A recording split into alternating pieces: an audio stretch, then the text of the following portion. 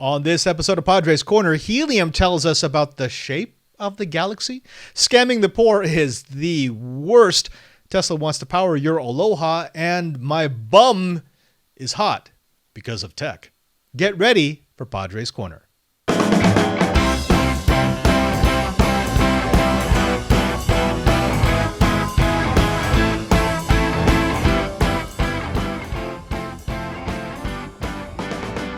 Hello and welcome to Padres Corner. This is the show where we put you into the mind of a Jesuit priest and see if you come out sane on the other side. I'm Father Robert Balacer. I'm the digital Jesuit here in my partially built out studio in the Vatican. When I say partially, I really do mean partially. Most of the studio is being held together by duct tape and good intentions. But folks, let's not talk about that because we've got something to celebrate. What we have to celebrate is that we're bringing Padres Corner back. Now, this was a show that was popular on Twit years and years ago. I think we actually suspended it for about 5 years now just because I ran out of time. Well, here in the Vatican, I do find myself with a spot of time here and there, and with your help, I can convince my superiors that this is something that we should do, that we should carve out time and resources for me to be able to do the show because A, I love doing it, and B, because, well, my fans, you, all my tweeps, all my geeks, you deserve it.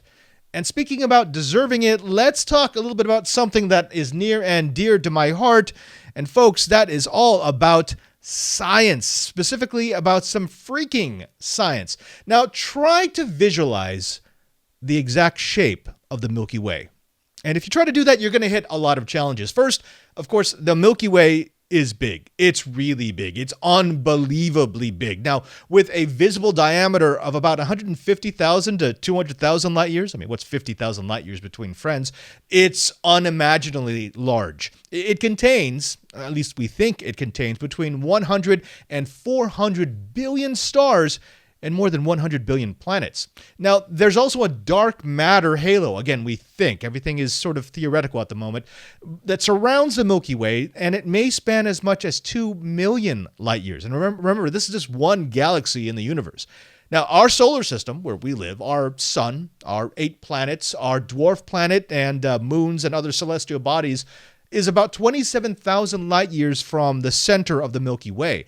And of course, we're inside this enormous thing. All the stuff that I've been describing, we live inside of it. So how do you capture the exact shape and size of something unimaginably big that you live inside of? It would be like trying to draw a picture of your house when you're inside your house and you're the size of a bacteria. That's the challenge that faces scientists, astronomers, and people who are looking into the stars when they try to describe the exact shape of the Milky Way. Now, you've all seen pictures of the Milky Way, but those are artistic representations, maybe with a little bit of science behind them. We typically see it in a flat plane. We see arms of the Milky Way. We see it as a spiral rotating around a supermassive black hole. But recently, there was a team that took to the challenge of trying to find out exactly how it looked. And the way that they did it was actually a little bit ingenious. You see, this team took a look at special stars called Cephids or Cephids. Now, a Cephid or a Cephid variable is a type of star that changes in both diameter and temperature as it pulsates. Now, the way we think these things work is that they have an abundance of doubly ionized helium, which is more opaque than regular helium. As it gets more and more ionized, it gets less and less transparent. Now, a star fuses elements at their core, and then they emit radiation. The doubly ionized helium in the outer layers of the star absorbs more and more of the star's radiation, and as it absorbs more radiation, it becomes more ionized and it becomes more opaque, less transparent. That means it absorbs even more radiation and becomes even more opaque. This is the cool thing. It's sort of a feedback loop. It's opaque. It absorbs radiation, which means it's going to absorb more radiation, which means it gets so opaque that eventually the layer becomes hot enough to be pushed away from the core. It expands. Now, as it expands, it cools. And then it starts becoming less and less ionized and less opaque, which then further cools the layer. Now, the expansion will eventually stop, and then the gravity forces of the star will pull the layer back, and then the process starts over. Why do I bring this up? Because this is the mechanism behind one of these stars, and it's a cycle. And especially, it's a cycle that's predictable. Every star is going to have a regular period of expansion and contraction that can last in periods from days to months. But no matter what it is, it's unique to that star. We know exactly when it will start expanding, when it will start contracting, and it will do it again and again and again. Now, why would that be important? That's important because that will determine the actual luminosity of the star.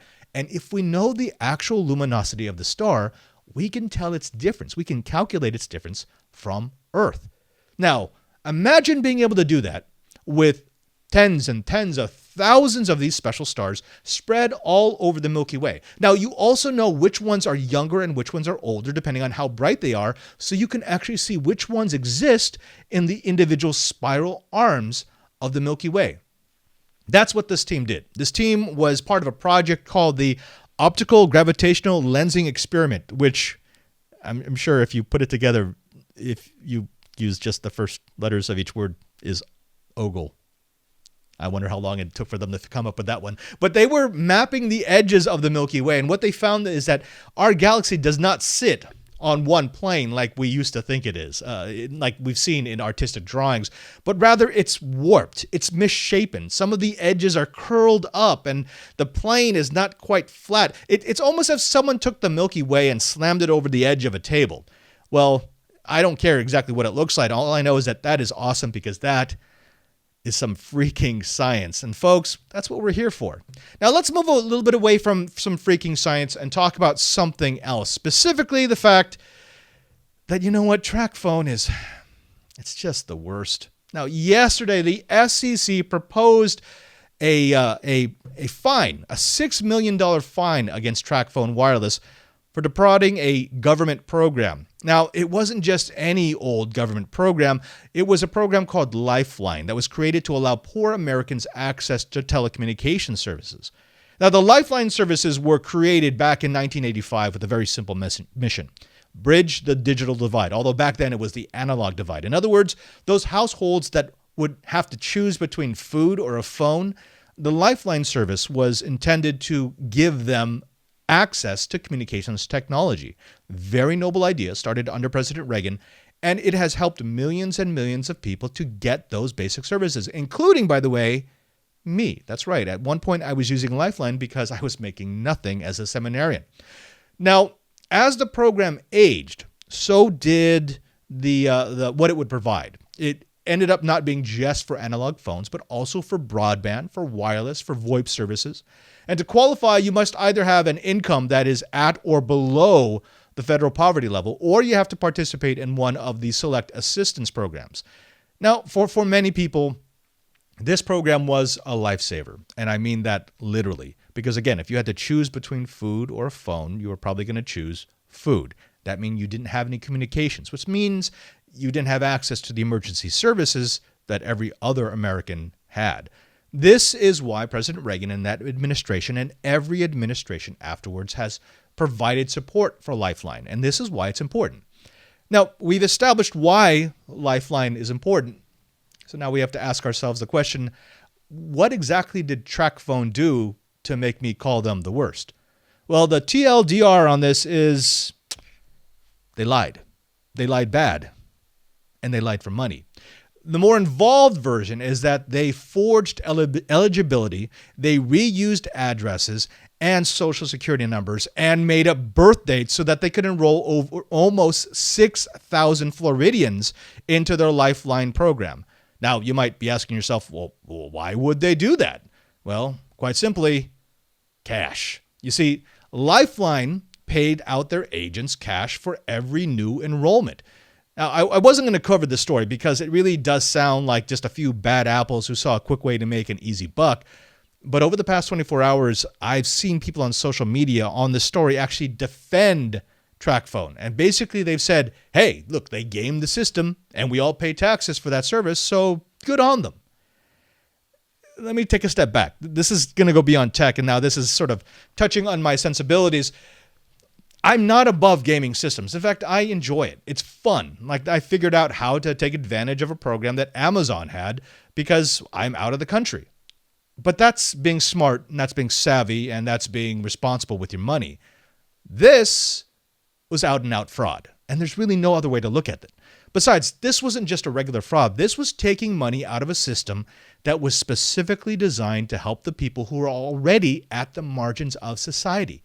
You wouldn't congratulate someone for taking the coins out of a homeless man's money cup, so why would you say that it's acceptable to rob the disadvantaged of funds that they need?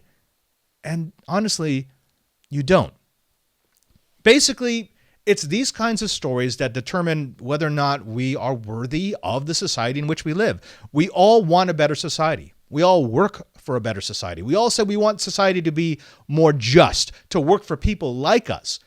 But if we want that, and if we think we deserve it, then we kind of have an obligation to prove that we're worthy of being worked for.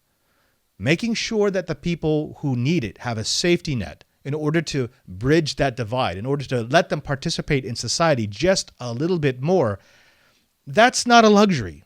That's not something we should game. And that's definitely not something we should joke about. That's something that should be sacrosanct in each and every single person who wants to contribute to society. By all means, if you want to tear it down, if you want to burn it to the ground, if you want it to be every person for themselves, then yes, take every dollar, don't look back. But have no illusions that you're just gaming the system. You're a thief. You're a crook. You're a pirate. And honestly, I don't want to know you.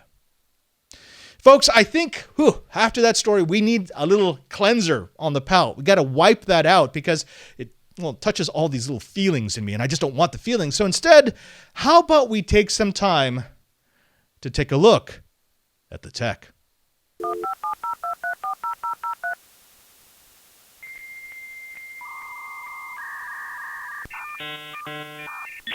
Do you suffer from back pain? Because if you do, I might have a gadget just for you. It's the Relief Heat.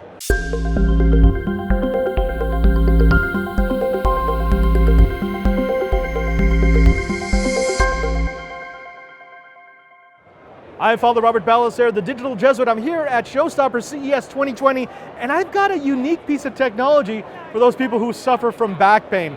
Now, you know that back pain can be solved with heat. But what if I told you there was a gadget that was low cost, super comfortable, super portable, that would allow you to heat those problematic areas of your body on the go with an app?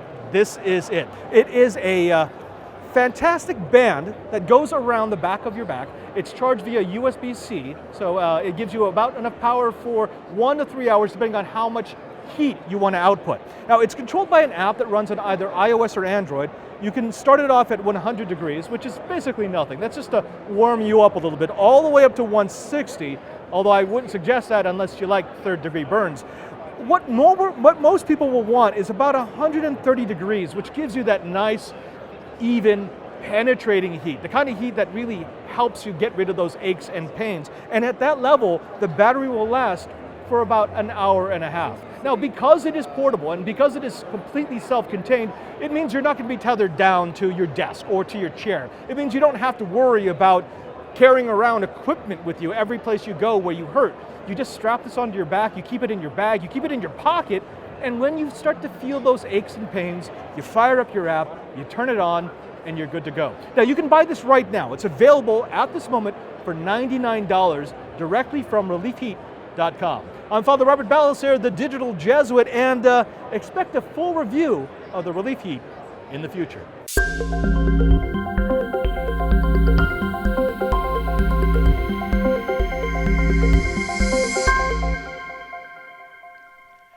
You know, to be honest, when I first saw that device at CES, I thought, oh, okay, this is ridiculous. It's a heating pad. Why do I want a heating pad? But I gotta say, I have used this thing more often than I care to admit. First of all, on planes, on long rides, because, I'm in planes for 12, 13, 17 hours at a time.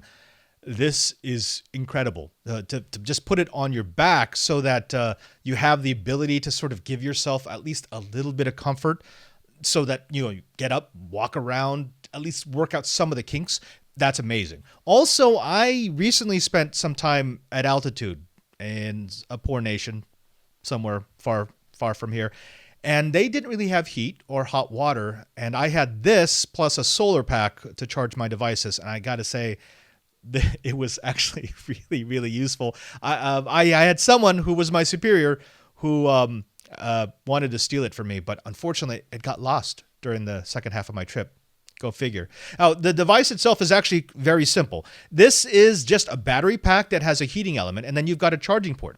Now, the cool thing about it is it's run off of your phone. So this is the phone that is paired, and it allows me to control everything from the temperature. So as you can see, I just turned it on, to how long my sessions are going to last. Now, of course, the hotter you have it, the more battery power it's going to use, which means the less runtime you're going to have. But it's so simple, and yet it's a really, really good product. It's incredibly well made. I thought that by now this thing would at least be fraying at the edges. I thought maybe the battery would have died, or at worst case, the battery would have exploded. But I guess they actually put the design time into this to make sure that it was going to last and that it was going to work properly. Now, the other cool thing I like about this, and I didn't find this out till later, is that this company is actually located in San Francisco, and you actually can try this completely risk-free. You get 30 days to try it out and see how, oh wow, it's getting really, really hot. And if you don't like it, you'll send it back. It's $99. That includes the shipping. What I'd say is it is so simple, and it can be used in so many different ways, that this is one of these pieces of tech, surprising pieces of tech, that has ended up with me being so light and so small and so useful. Who would have guessed that this was one of the winners out of CES 2020? All right, that gets us away from the tech. I'm going to do a full review of this probably for Twit because, again, I'm just surprised. I love when tech surprises me, and that was definitely one of the surprises of the show. Now, speaking of surprises, I want to get to something that's near and dear to my heart, specifically power. You know from my years and know-how that I love power. I love more power. I like having a lot of power. Power helps me to run my gadgets. It helps me to do my shows. It helps me to do things like programming and messing around with microelectronics. Without electrical power, I can't do any of that. But when we speak of power, more specifically electrical power, we often think of power generation. We focus on the different technologies that we use to extract or generate electrical energy that powers modern life. That could be gas, coal, geothermal, nuclear. In fact, most of those technologies work the same way. Take something, make heat, boil water, make the steam from the water turn a turbine. But then you've also got solar electric, solar thermal, wind, hydro, all forms of turbine generation. Now, there are a few different technologies that we've developed to turn potential energy or energy of a different form into power that we can use, and all of them are sort of under the umbrella of power. So naturally, when we hear about a power shortage, or when we hear about an area not being able to handle the power needs, we think that we can solve it just by creating more power plants. If you're getting blackouts, if you're getting brownouts, it just means that you need more solar, you need more thermal, maybe you need a nuclear power plant. Maybe you need to take advantage of all the alternate energies that are around you. But here's the thing. In a matter of truth, if power consumption was constant, we already have more power generation than we need. In fact, far more than we need. In most places around the world, we have up to twice as much power generation as is required. But again, that assumes that the power draw is constant, and we know that it's not. Throughout the day, you're going to see dips and rises. You're going to see it wane and wax. You're going to see peaks, and you're going to see valleys. When we are early in the morning, we don't have a lot of power usage.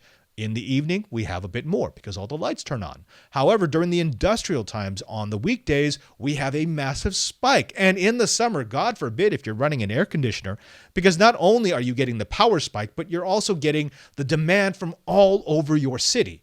Now, that means we have to, if we don't want to have blackouts, power shortages, we have to build enough capacity for the spike, for the top of that peak. And that's incredibly inefficient. That's just not something that we really should be doing because it's wasteful. It means we're building power plants that spend most of their time off. Or it means that we're building power plants that can generate quick bursts of energy, something like the turbine gas-powered plants that are actually very expensive to run. But we do it because we need quick power when we need it. Now, there are a couple of options if we want to solve this power constancy problem.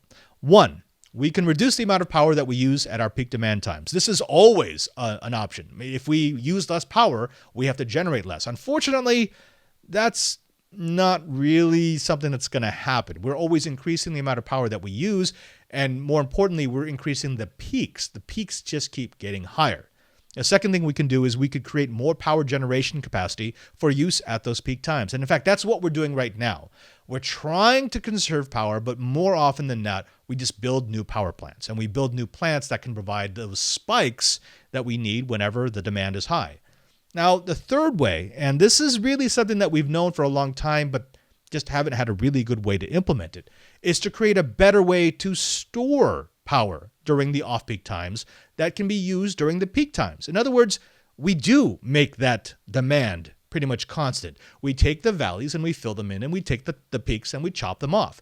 If we had a way to generate power at a constant rate and then just use it whenever it's required, well, that would make things far more efficient across the world.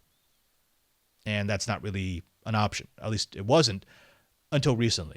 Now, Tesla, Elon Musk's electric car company, that they've been playing with technology for 3 years or so. Oh, no, sorry, about 5 years that filled that option 3. Do you remember the Powerwall? Back in 2015, Elon Musk announced the availability of the Powerwall. And it was a very simple idea. Take a device, put it into your house, and it gives you the ability to, pull power from a battery pack.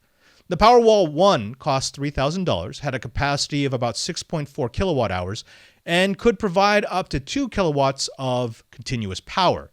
Now, paired with a grid tie, the Powerwall could give your home the ability to load shift, drawing power from the grid only during low demand, low cost times, and then pulling from its array of lithium-ion batteries during the peak expensive times or at night. Now, paired with a big enough solar array, the Powerwall could, in theory, eliminate your need to pull any power from the grid, as power at night, again, would be powered by the batteries.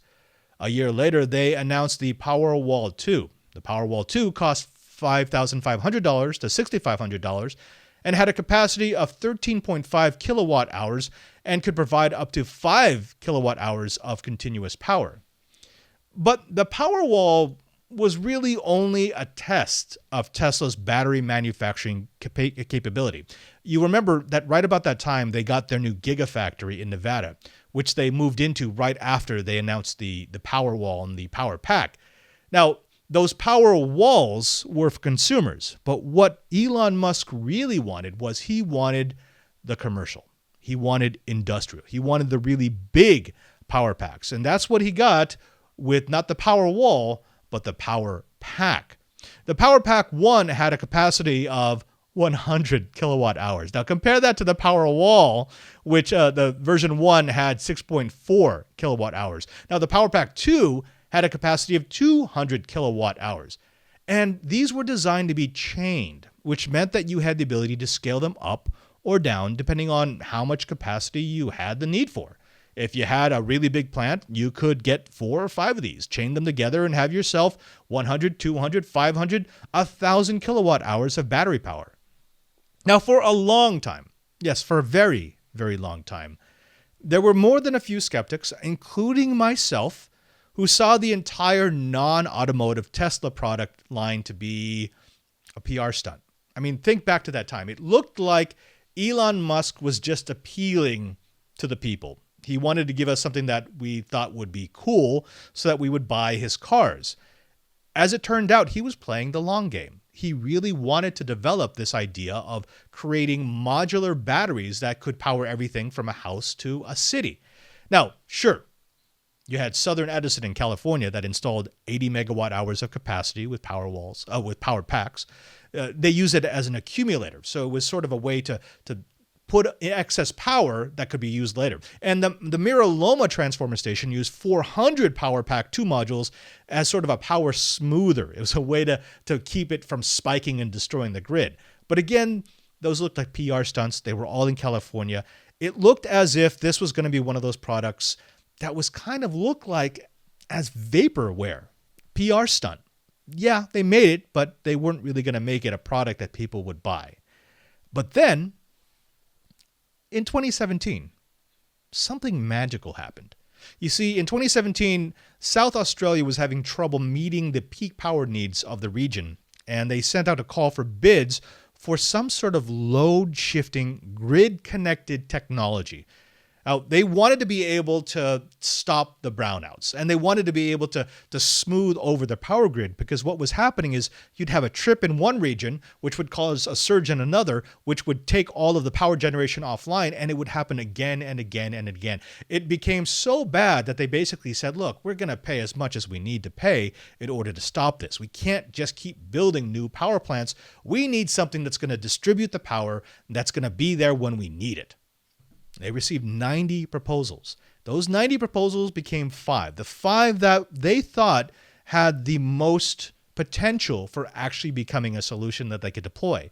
But even then, they looked at the completion time and the cost, and it just didn't look like something that was going to meet their needs. It looked like it was going to take too long to build. It looked like it was going to be too expensive to build. And they had their doubts about whether or not the contractors could actually complete the project. Just because they take the contract doesn't mean that they're going to be able to do it. And if they can't, they still get paid for the work that they've done. Now, in comes Elon Musk.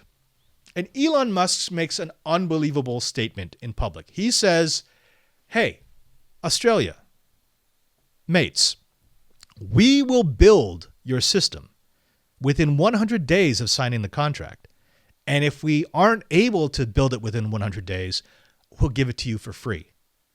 Well, that was too much. I mean, at that point, they're saying, okay, wait a minute, hold on. You're going to build it for less than what we were willing to pay the other 5 contractors, and you're going to build it in 100 days, whereas our proposals looked at a year and a half. Yeah, okay, we'll do that. Best case scenario, we get it for free. Worst case scenario, we pay less money than we were going to before. So they signed, and the rest is history. Tesla came in and they completed the project in 63 days. Now, the reason why they were able to complete it in 63 days is because they used their power pack technology. Again, modular battery technology. They didn't have to specifically build it out. They had these things being manufactured. They had all the battery capacity. They had a factory churning out lithium-ion batteries. And so they were able to just ship them all over and have it up and running in just over 2 months for a total cost of $90 million. Now, it's a 2-part system. There's a primary battery array that can provide 70 megawatts for 10 minutes. So that's sort of the surge. That's in order to provide the peaks. And it would prevent the load shedding blackouts that plague the region. Now, they also created a secondary array that could provide 30 megawatts for 3 hours for load shifting. In other words, that's the more long term. That's when they need to do things at night, or do things when power generation was coming off. Now, in 2019, the government was so impressed by the project that they decided to expand the system by 50% for $71 million. So, I mean, they've sort of led the way. Now, this is cool, but why bring it up now? I mean, aside from the fact that I love battery technology and I'm actually really infatuated with Tesla, it's not just that. It's because there actually is something right now that I think we should all pay attention to, because it could be something, a sign of things to come in every major city across the world. Because right now, it seems that Tesla isn't satisfied to have built the largest battery array ever in the world, or even just to expand it. They're moving on. They want new projects. And specifically, they want a new project with their newly created Mega Pack. That's right. They've gone from Powerwall to Power Pack to Mega Pack. Now, these things are essentially, think of them as shipping containers filled with batteries and all the technology that you need to make them run. Now, the Mega Pack is amazing. You've got 244 Tesla Mega Packs, each with a 3 megawatt hour capacity. You've got all of the technology inside these containers you need to regulate that power. And, well, you could just drop it anywhere you need. Now, Tesla looked around and they said, well, who could use this? There was a project in Canada, but the one that they want is the one in Oahu. Oahu right now has put out a bid proposal contest for those who want to build their next project. Hawaiian Electric, which provides 95% of the state of Hawaii with its power, wants an enormous battery plant to serve the island of Oahu. Now, according to the terms of the open bid, the finished project must be able to store 810 megawatt hours of power. That's an enormous amount of power. Put it in perspective, that's like, more than 8 times the total of what you could get from the old Australia arrays. Now, it also must be able to discharge at a rate of 135 megawatt hours. In other words, it has to be able to provide enough current to run everything on the island. And it has to be able to fit within the existing switch yards and use the existing interconnects without building out a lot of infrastructure. You see this a lot. Whenever you have a massive improvement project, one of the more difficult problems is to get all of the new equipment to the site. It normally means building out roads. It normally means clearing out fields. It normally means doing a lot of demolition of old equipment in order to make way for the new equipment. What Hawaii wants is they want a way to build the station within the land they already have, using the equipment they already have, without shutting anything down. Now, that was a very, very tall order until Tesla stepped into the game. Now, with these containers, they get liquid-cooled lithium-ion battery shipping containers that can be dropped, built for purpose circuit breakers, converters, inverters, and thermal management systems. Now, the coolest part is that the megapacks are containerized in standard IP66 enclosures. So you can load these on the back of a truck, use existing roads to get to the site. You can put a bunch of them onto a ship, one of those cargo ships, and move it across the ocean. In other words, it makes it so much easier to move, to install, and to maintain. If you want to service this, all you have to do is pull out the bad container and pop in a new one. It's sort of like Legos for your next generation power systems. Now, the total cost of the system is estimated to be between $200 and $300 million. And yes, I know that sounds like a lot of money, but when you consider what this saves, when you consider how much it can save in building new power plants, when you consider that a new power plant can cost upwards of $1 billion, this is nothing. This is cheap. This is chicken scratch. And this is why we should be looking at this for all sorts of cities, not just the remote cities at which power costs a lot of money. We should be looking at for cities on the mainland of the United States. We should be looking for this at cities in China. We should be looking for this in rural areas, because the more storage capacity you have for electricity, it means the less generation you have to make. And not only that, it means the more redundant, the more reliable your grid becomes. And as our grid approaches, a century and some of change, of life, it's time to start looking at technologies that can move us past the old towers and cables. Now, the amazing thing about this project is that it should go into operation in 2022, although what's happening in the world right now might delay that. But this kind of technology was considered impractical just a generation ago.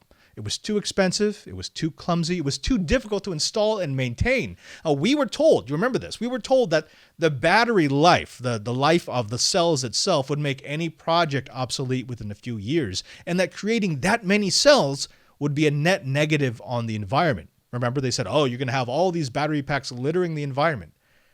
The thing is, we've learned.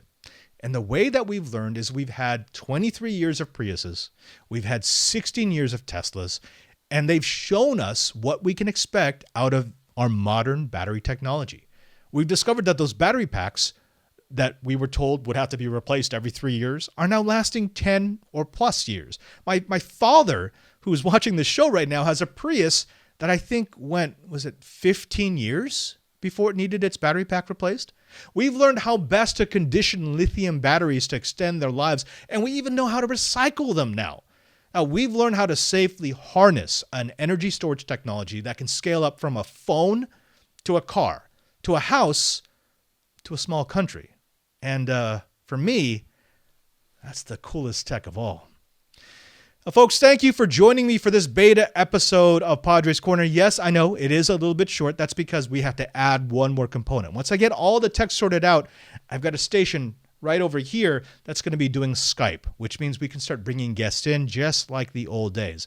I also have to fix whatever went wrong with my desktop that caused such a delay at the start of this week's show before next week. Now, next week, please remember that because it's Holy Week for me, we're not going to be able to do anything on Saturday. I'm going to do it on Sunday. So next Sunday, Easter Sunday, I will do a special edition of Padres Corner. I may not have the Skype machine up by then, but I will look forward to see what you guys are up to. Now, please make sure to keep joining me, because it's only with your feedback that I can make this show possible.